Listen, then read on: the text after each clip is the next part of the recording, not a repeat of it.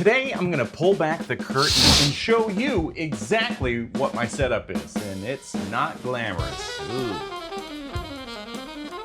God, I'm a mess. First thing I do when I come to set up this whole mess, I turn on the cameras, turn on the microphone, switch to this monitor, which you can see now, and that's why I'm always looking this way, because I see what I'm looking at here, and then I zoom in and get a nice crop on all of this, make sure the mat is adjusted properly. Now, since this is an iPhone, I have this microphone set up.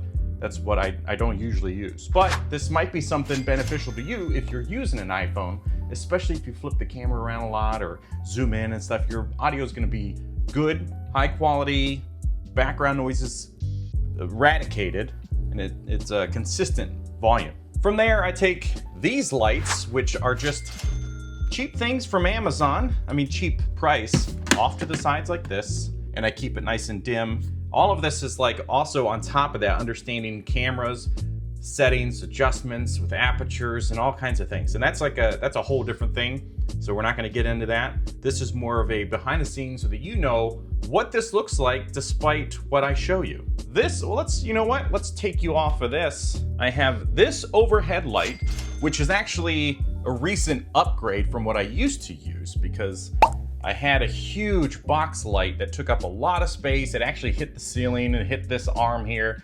I've recently switched to these LED panels, which are more expensive than the other lights, but I have a switch here. I can adjust the brightness, and I can change it whether it's a white or a yellow light. So I have this light set up, which is the exact same as the other one here. And again, this used to be a big soft box light that took up a lot of space, but I've switched to this, and instead of clamping it to the desk, which would be ideal, I have it here because I have to move it a lot, because this is where I shoot my B-roll, on this part of my standing desk. So I actually have mounted an LED bar on the backside, which you can see sticking out here. I just screwed it in, and it's slightly, well, not slightly, it's very much adjustable to the position that you need, and you can pretty much mount it wherever you want. But this also has the opportunity to change colors, so whatever it is that I'm shooting, I'm just usually cycling through with this color button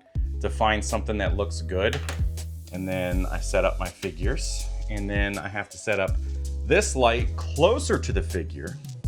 Then I usually put some of these things up here to get some of this like rim lighting, as they call it. Which, why is it not in focus? The lint roller, because of this. So that is also something I have to do. But this is the chaos that I also work with. So I generally pull everything down, off the desk, keep the things that I want, have extra lights for backup to enhance the figure however I may need it.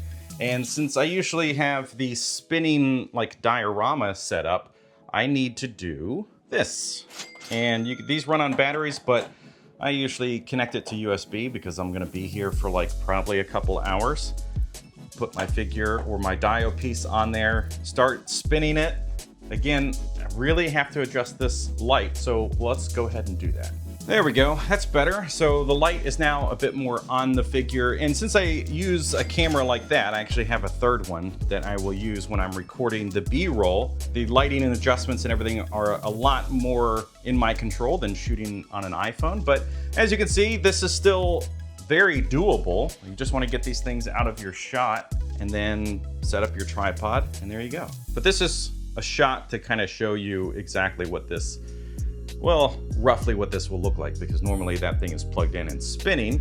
But as you can see, I have a lot of lights. I have that LED bar on the back to change, and again, you can, depending on what color that is, you can really change the mood of the shot you're trying to do. This is what I see, which is the overhead camera, the backup microphone, the light, this camera with the boom mic attached here. Well, it's a shotgun mic. I keep calling it a boom mic. It's a shotgun mic. This is stuff that I've just collected over the years. Behind me is this, which I bought because there was like a promotion on it and I knew I could use it for something. I've tried it in various formats in the past. I've used it as like a, for the B-roll with the white light to just light up the figure, but now I use it as this background color, which, you know, I think it enhances the video. It's super, super heavy.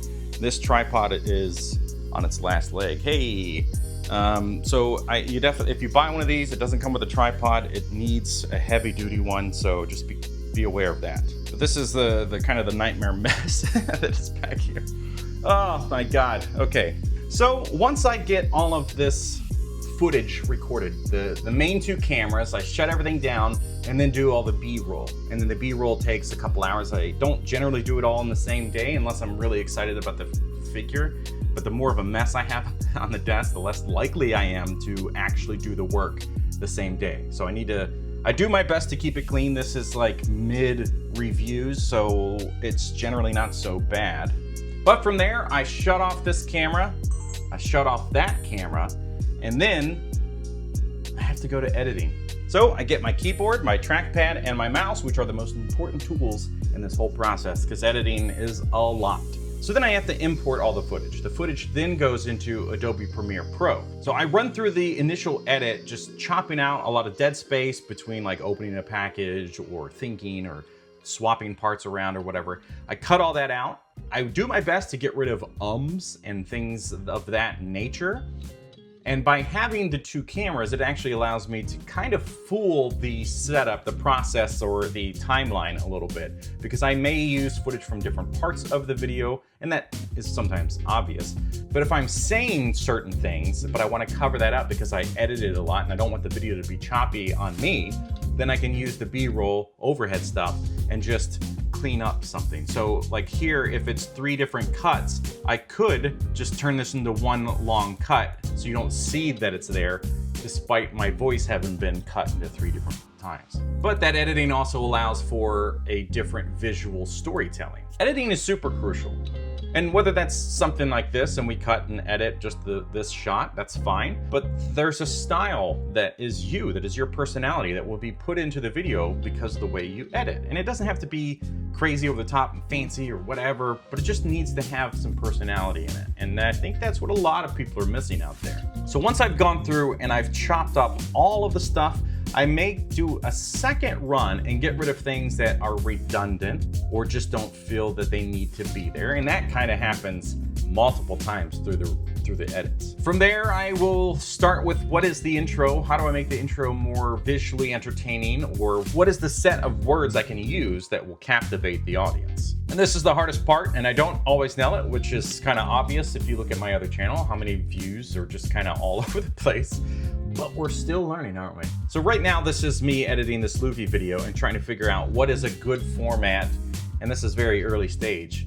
Here's an example. This is a recent video, Cell Jr. by KW Studio. You can see all the edits in here. Now the yellow, I just color coded so that I knew what was this camera, and the blue is the overhead camera. And then all the other colors are just different types of footage. So like the B-roll that we're seeing, there's a lot of audio, there's music, there's sound effects that get put in, there's text that gets put in. So this is like an average video for me. You can see all of the cuts and things that are happening on the screen, but you can also see that there's like a lot of B-roll, there's just text and music and sound effects.